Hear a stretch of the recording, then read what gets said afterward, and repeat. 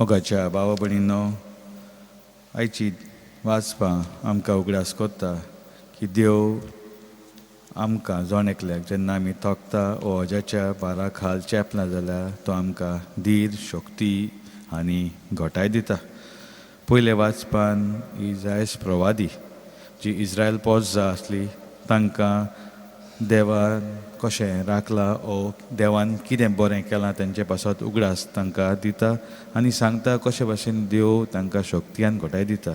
आनी कित्याक लागोन कित्याक इस्रायल पोरसां बॅबिलोनियन एक्झायल निर्वाशी जिवीत जियेतालीं बॅबिलोनियनाक आनी थिंगासर तांकां उगडास येतालो काय बरें आपलें जिवीत जावपाचें आमी सगळीं बाराबोर जुदा त्या जाग्यार आसले जाल्यार आनी देव आमचे बरोबर आसोन देव आमकां राखपाचो आमकां सांबाळपाचो देव आमकां बुजवण दिवपाचो हे सगळे बऱ्यो वस्तू आमच्या जिवितान जावपाचे आनी हे ती चिंताली आनी ताच्या लागून इसायास प्रवादी हांगा तांकां सांगता की देवान तुमकां सांडूंक ना, तो आसा, तो राखता, सांबाळटा, धीर शक्ती घोटाय दिता.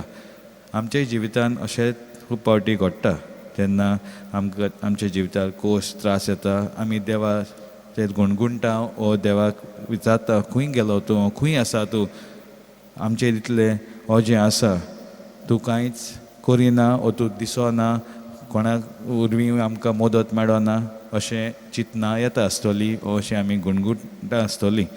पूण जेजू आमकां शुभ वर्तमानान सांगता कशे भाशेन तुमचे जे कोश्ट आसा, दूख आसा, त्रास आसा ते तुमी घेवन येयात.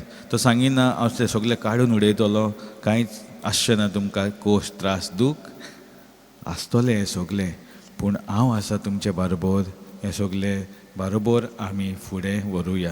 कित्याक जेन्ना आमी जेजूक खुशाल आसा आनी नोदर मारता आमकां हेंच आस्वासन मेळटा जे परी तूं हो तुमी सोंसता हांवूय हे खुशाल हें सोंसलां कित्याक म्हज्या बापायची येवजण जावन आसली. आनी आमच्या जिवितान जे कोश त्रास आसा ते आमी जेजू सोशी हाडुया कित्याक तो आमचे बरोबर हें वजें जें आसा उखलून हळू कोत्तलो आनी तो आसा आमचे बरोबर तर आमकां कसलीच भिरांत ना.